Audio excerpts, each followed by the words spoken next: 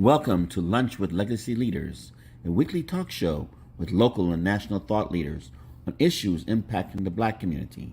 Now introducing our host, Ms. Anne Marie Sorrell.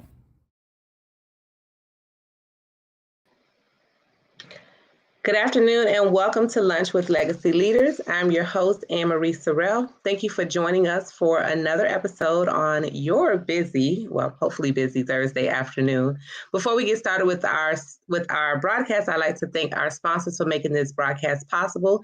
Thank you to Demesman Dover Accident Attorneys, AARP, the Florida Lottery, and our newest sponsor, FAMU Mary, which you'll learn more about later in our broadcast. So we're going to go ahead and get started. I have one of my good friends. He's no stranger to many, but for those who do not know, welcome, Senator Bobby Powell. Thank you, Anne Marie, and thank you to Legacy for allowing us this opportunity to reconnect and just to talk about some of the things that are going on in the community, but also some of the things that are going on statewide and potentially nationally. Thank you for this opportunity. So good to see you. You're welcome. Good seeing you as well. Well, for those who don't know you, State Senator Bobby Powell is a senator for Florida Senate District 30, and he was elected to the Florida Senate in 2016, following 2 terms in the Florida House of Representatives. And elected by his peers, Senator Powell serves as the Senate Minority Democratic Pro Tempore, who he recently served from 2020 to 2022 as chairman of the Florida Legislative Black Caucus, which consists of 27 Black state legislators representing nearly every area of the state. Senator Powell is a Palm Beach Gardens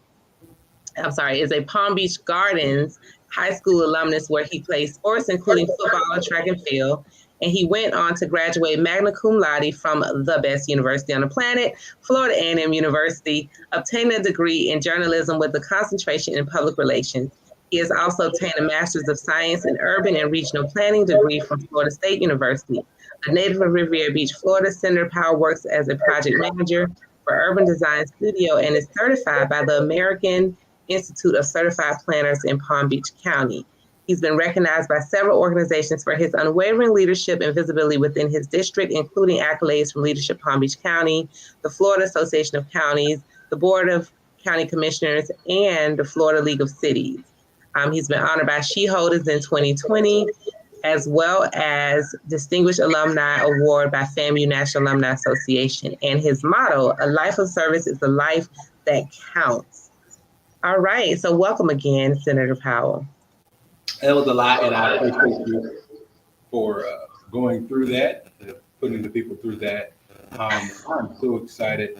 The opportunity to really talk about a few things. We know this week it's been Roe versus Wade. That's been a big issue. Prior to this week, something that we really need to talk about is redistricting and congressional maps. But other than that, I just want to get down into the conversation and talk about some things that are really important to people, and especially letting people know why it's important who you elect and what we do as elected people. Well, let's get to it. So let's start with this week's craziness. So what are your thoughts on this whole Roe versus Wade, the leak to the media, and now Justice Roberts saying that, there's still no final decision.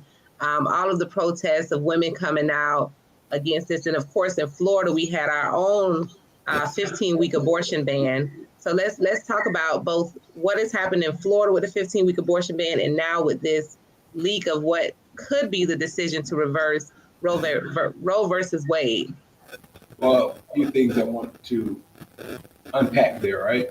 We did pass a 15-week abortion ban in Tallahassee this year. And from our understanding, there are very, very few instances where a person could carry a fetus and it would survive at anything, after 15 weeks. I think the youngest was around 20 something weeks, 22, 23, I forget the number.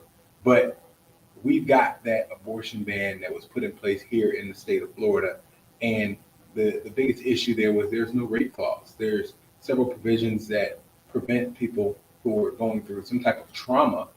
And you heard people, a lot of men, come up and testify and say things that I thought were uh, very male dominant type things to say in a decision that's very, very similar to this.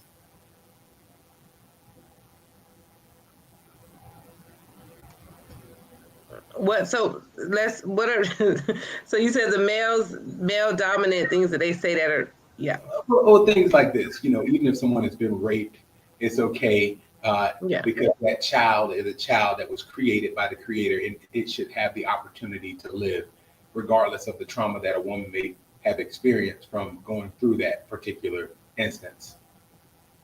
Yeah, and I think that's the rub for a lot of women is that, you know, it's our bodies, it's the things that we go through, and to not have a provision of rape in there when that's such a traumatic experience for someone, is just, I don't know how to describe it. How do you think, this is a big election coming up for midterm, a big midterm election coming up. With this ban, not only the women voters in Florida, but now with Roe v. Wade, women voters across the country. How do you think women, if you could predict, how do you think women are going to vote in this coming election? Do you think they're going to vote their bodies or vote party? Anne Marie, that's a good question. And I would be speculating if I could guess. But what I could tell you is that we have to make sure that women, men, people of color, people from the LGBTQ community, people who have been, in a way, who have been sideswiped, who've been neglected by this particular governor, this particular legislative body, this particular party that's in control now, who have been cast aside in what has been called the freest state in the nation, have to understand that where does freedom end and who gets the opportunity to be free? I mean, are women free when you ban them from having the opportunity to speak and use their own bodies and deal with their own bodies? Are African American people free when you're banning textbooks that talk about Black history, when you're banning use of anything that talks about diversity, inclusion? Are those people, are we free to vote when we're placing more restrictions on elections?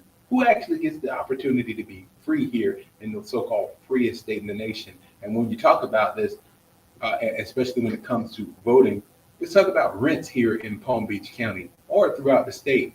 As you may know, I have seen Florida is ranked as one of the highest places, the most costly places to live in this nation.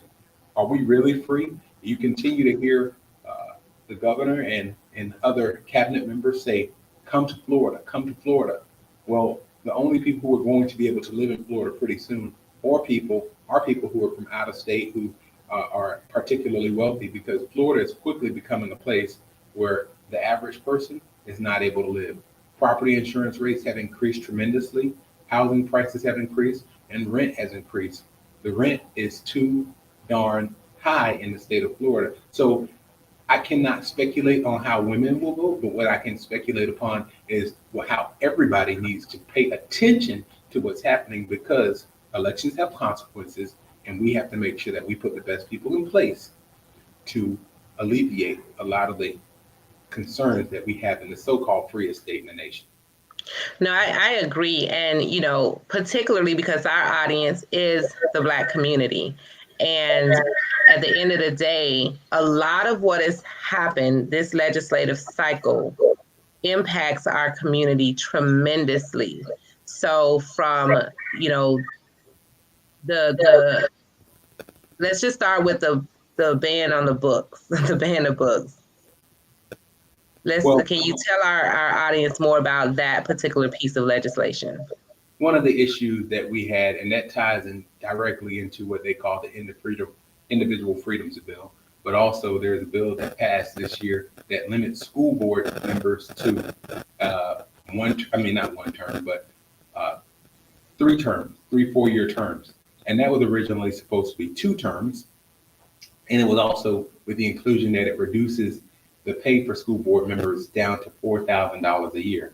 Well, the $4,000 provision was strike, but they did reduce the terms to 12 years. That gives people an opportunity with term limits for school board members to at some point pick the school board members who they want and fund those members because they have to cycle off. That becomes problematic because now you'll have people in there who are actively trying to get rid of certain books and what we call instructional materials. And any instructional materials will now have to go before a commission, have to be publicly noticed. And if you, as a parent, have an issue with anything that's in the public schools, you can protest and have that particular issue placed on a list and reviewed further and potentially banned. And if it's banned in one school district, then it ends up on the Department of Education site and potentially gets banned in all the other school districts. So that's been problematic. And as you may have seen recently, there's been a ban on math textbooks here in the state of Florida because they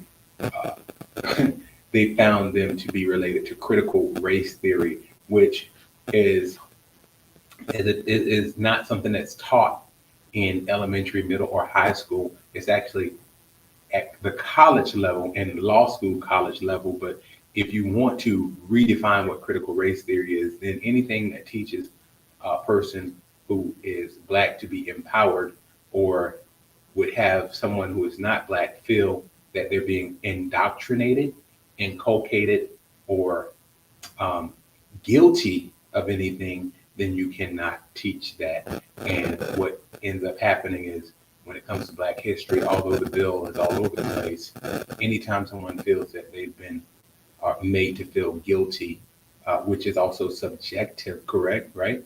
Subjective, then they could potentially pull those books and ban them or pull those particular lessons or not discuss certain things. And the only way we're going to advance in this country is that we have to recognize the things that happened in the past, realize the wrongs, understand that this is the country that I said it on the floor of the Senate. Yes, the home of the free and the land of the brave, but yet and still it is the home of the free and the land of the slave. Let's not forget that. And these are issues that we have to deal with. And on top of that, you have to deal with the fact that I just came back from a special legislative session C, in which we went through the process of redistricting, and the governor himself drew his own congressional map that was done by the legislature. And we, as a legislature, all Democrats voted against it, but the Republicans voted for it, and it passed. And I'd like to dive into that a little bit when we get a chance. God, so much to unpack here. So they've tied critical race theory into all books, right? Is that what I'm hearing? Well, kind of, sort of? It could, if you really think about it, it could be tied into anything that speaks highly of diversity, of equity, of training, because this bill says meritocracy is something that's not looked at. It talks about being, it talks about African-American history in this bill. So if someone can find a way to highlight an issue and say that it makes them feel guilty or angry or inculcated with these feelings because it talks about African Americans in a manner that is what happened, but what they don't want to talk about, right? Emmett Till, Harriet, and I can't think of their names, but all these different civil rights leaders who had things done to them. If you talk about those things, then you could make someone potentially feel guilty. And the example is often used as, well, let's talk about Dr. Martin Luther King, right? Because he wanted his children to be judged not by the color of their skin, but by the content of their character. He also wanted that all men to be treated fairly and equally. He had a dream, right? But they don't talk about Dr. King in the other America, where one America lives in the land of milk and honey, while one other is beat down and is not does not have access to the prosperities that are enjoyed by others. They don't talk about Dr. King and his letter from the Birmingham jail. They don't talk about Dr. King and his fights when we talk about economic justice and his fights for the sanitation workers, because that could make someone potentially feel guilty, right? And we talk about this in a term of ancestry. But I can tell you, my grandmother, who passed away in 2005, and she was 94 years old, born in 1911, I specifically remember her going in. She didn't have a high school education. Why? Because at the time she couldn't get one, right? She wasn't allowed to go to high school. But she did, I remember, work, and she worked on the town of Palm Beach. Many people like me probably remember their grandmothers or their mothers or their great grandmas going over to the town of Palm Beach to work. And my grandmother cleaned houses on the town of Palm Beach. I distinctly remember that because that was the kind of job that she had to have. So someone like my grandmother today wouldn't have had a Social Security or a pension because she didn't put that type of money into the system. She worked for other people. Now, of course, she's not alive today, but these are the things that we think about. Now, of course, my grandmother did save for a rainy day and had a house, but these are the things that you have to deal with when you talk about, let's just be race neutral. Let's have history be neutral, and let's not talk about those things that make people feel uncomfortable. The only time you can grow, Anne-Marie, is when you're in a point where you do feel uncomfortable, because uncomfortability requires you to grow into the person that you're supposed to be. No, you're right. And here's the thing, and we're going to move on to another topic, but there's a whole lot of things in history that we can all be uncomfortable and guilty about, whether it's the Holocaust, whether it's the wars that we've had here, the Vietnam War, World War I, II, or III, or one or two, yeah. Let's not do three, right? One or two. But whatever it is, there are many things in history that as humans we can feel guilty about, or we can feel angry about. So we banning all of those things and learning all of those things. I just find it just absurd. Well, you got to think about it. I'm in the legislature, and this idea was targeted, right? Of course.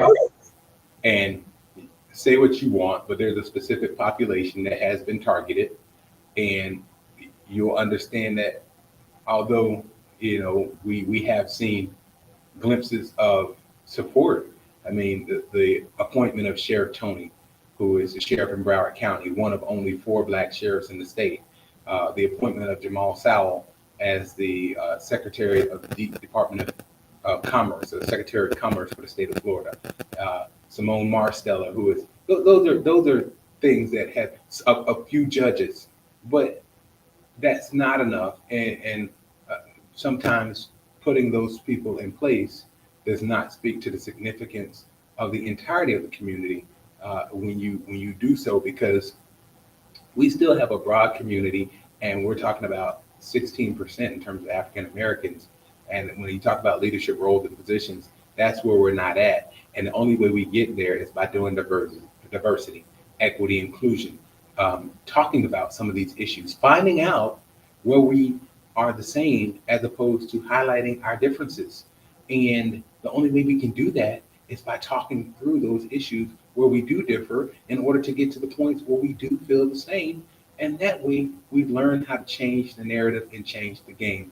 Sometimes it requires uncomfort in order to grow as individuals and as persons, and also how to change the world. We can only do that when we figure out who each other are. And I think right now what we're seeing is a little bit more divisiveness than I've seen in the past when it comes to politics, whether it be Democrats or Republicans, and whether it be amongst racial lines. It's becoming very, very divisive.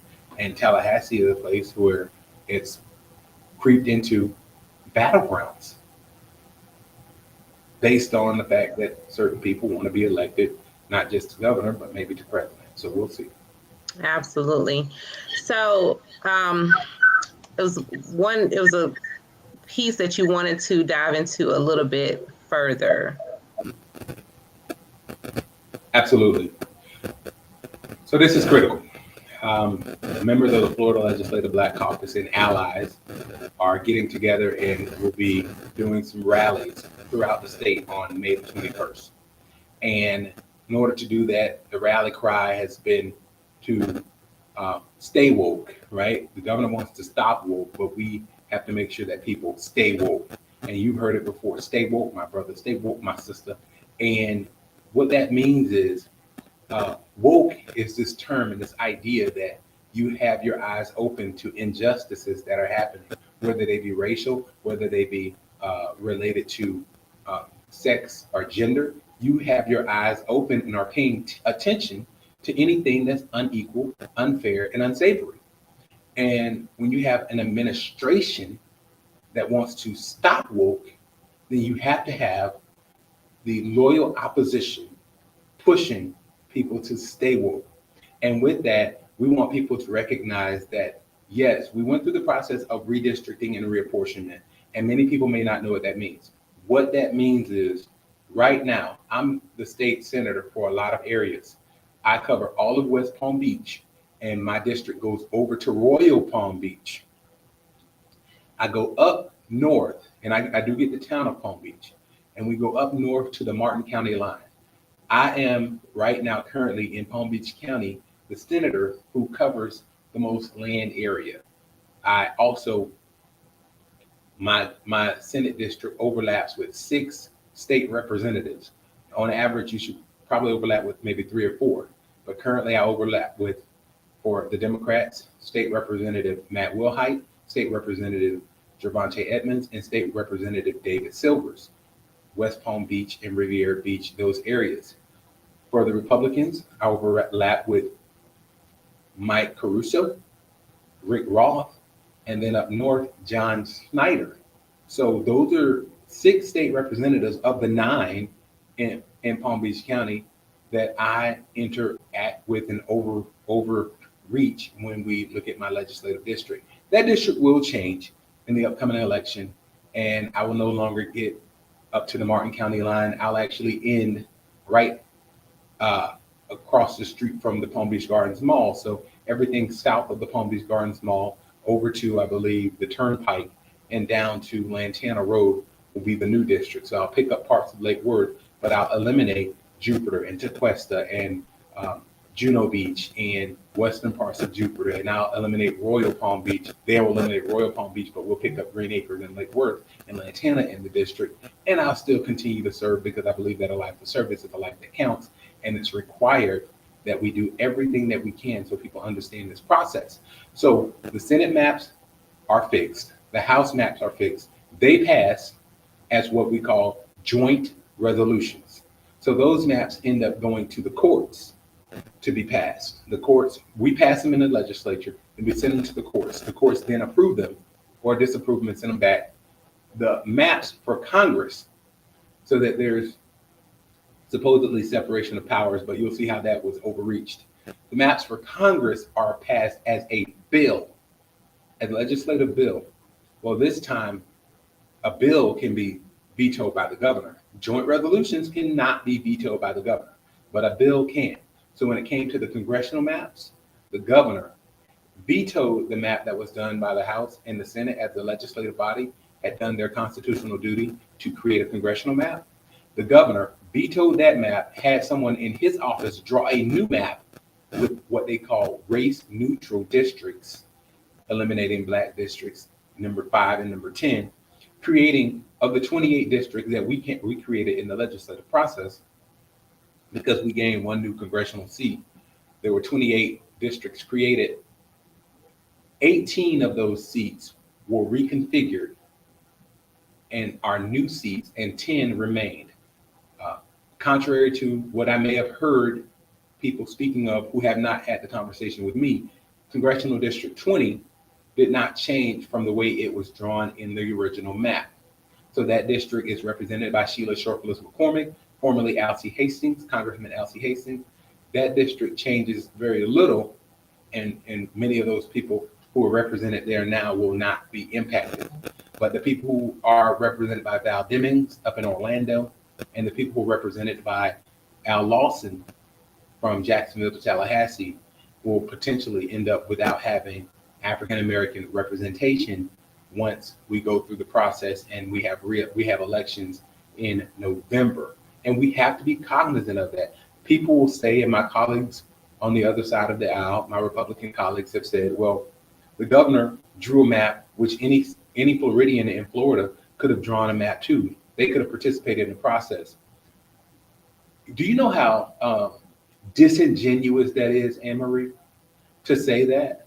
Because although any Floridian may have been able to draw a map, any Floridian does not have a veto pen to veto the map and then to demonstrate to the legislature that if you don't approve the map that I want, you may get primary and I may support your opponent. That's the difference. And we can sugarcoat it, we can play games, we can say everything that we want. And I've heard a lot of rhetoric during the last legislative session, and quite frankly, I was disgusted at what I've seen. But it was a lot of disingenuous tones coming from people who voted for an issue based on not their own personal beliefs, but because of politics and what they believed they had to do. And I'll tell you, this is something that we all have to organize on and fight together. I said we're planning a rally on May 21st and we're looking for a location, but all of us, our allies, we don't want our allies to stand behind us and say, we're with you. We want our allies to stand with us, beside us, fight with us, because whatever they do to the Black community, they're doing to all communities. So this is why we need to make sure that people are supporting the efforts. We have to stay woke. We have to make sure that we are a community of change. We are a community of fighters, all of us, and we cannot allow the status quo to continue. Plus, it's high time that we realize that we are not able to go backwards. And I do realize, Anne-Marie, that there are, factions in the community that will get out and will play out a message, right? Without speaking to those of us who are going to Tallahassee, those of us who are in Tallahassee, and they will have a narrative without speaking to us. And I realize that happened, and I realize it may happen again. But what I commit to you is that I'm accessible, right? I'm accessible by my cell phone. If you have my cell phone, you can call me. And many people who, put out information have my cell phone information. Gervonta Edmonds, the state representative, is accessible. Lori Berman, senator. Tina Polsky, senator. Matt Wilhite, David Silvers, all these people are accessible. So even if you say this issue is going on in Tallahassee and I haven't heard from my legislator, which if you're checking your YouTube pages and your social media and your press releases that we're sending out, they're there. But people sometimes want to create a narrative for their own political gain. This is not the time to work on your political gain when the community is at stake. And that's what becomes problematic, right? Because if you check my YouTube page, there's about 70 something videos, and we do weekly legislative updates in Tallahassee. We're the only legislator that has been telling people every week, yes, the governor, we just passed maps this week. The governor said he's going to veto them. We give the information. And if people are not willing to listen, then there's other channels that we will attempt, but we cannot force people to gather that information. It may not be found in the Palm Beach Post. The Palm Beach Post, of course, is a paper that's, it's a corporate paper. And when it comes to Tallahassee, the articles are written from a perspective that this article has to be for the legislature, but it has to be written for 10 different newspapers. So you may not see what I said. You have to go to the Florida channel. You have to go to my personal Facebook page. You have to go to the Senate website. You have to find this information. But trust me when I tell you, I'm consistently and constantly fighting. We're all fighting. We're not rolling over. We're not kowtowing.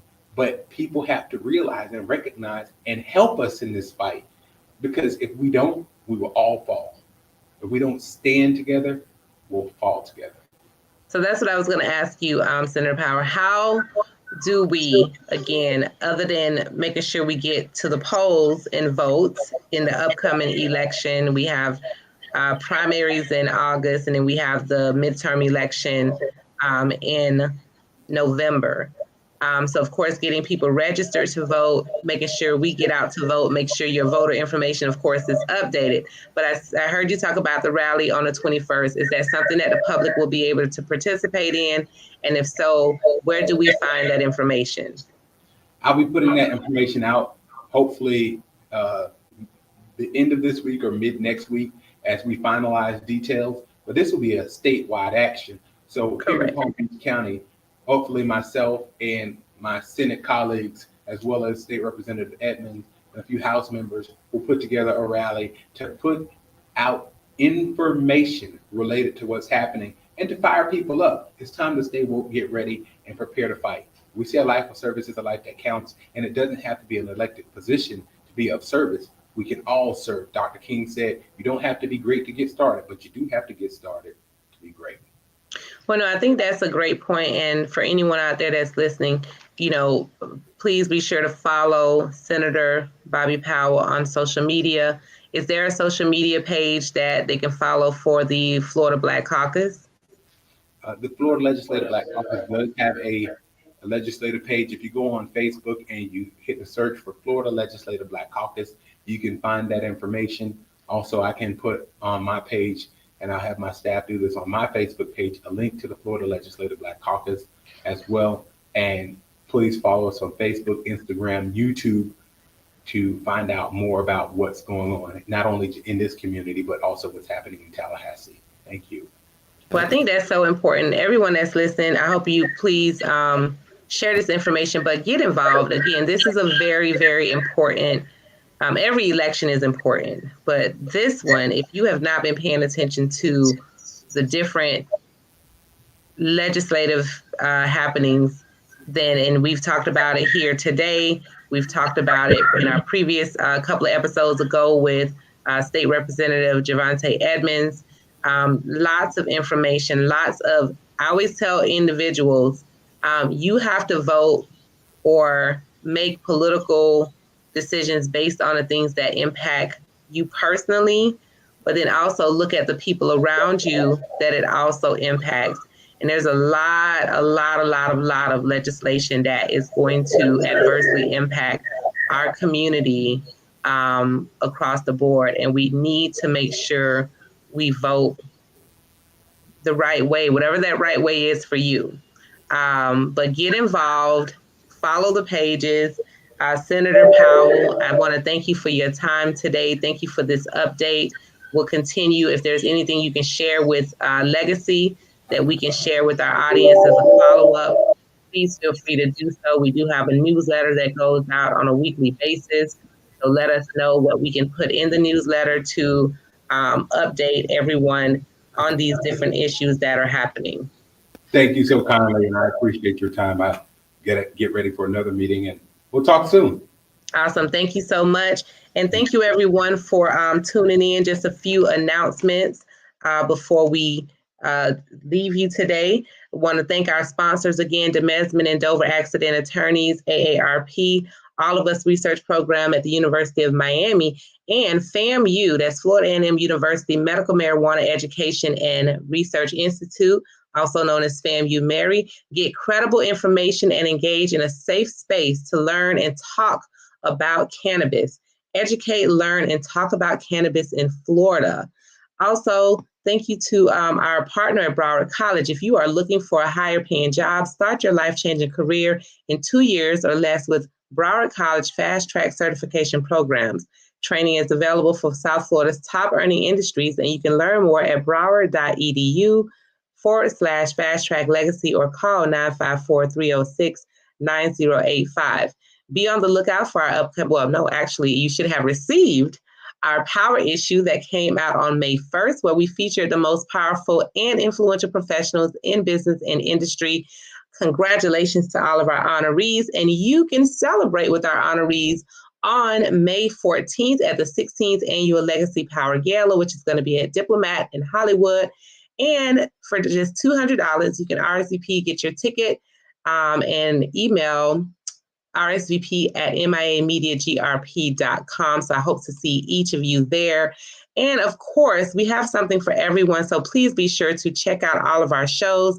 Mondays, The Business of Black Business at 1 p.m. with Jay Reynolds. Tuesday, My Money, Your Money at 7 p.m. with Bridgette Lumpkins. Wednesday, Soul at 7 p.m. with Nikki Jellin. Thursdays, of course, yours truly, Lunch with Legacy Leaders at 12 with me. And Flavor of South Florida at 7 p.m. with Chef Irie. And on Fridays, we recently added Black Health on Fridays at 2 p.m. with Dr. Michelle Kerwin. Be sure to share this video, mark your calendar, and tune in with us next Thursday at noon. Thank you.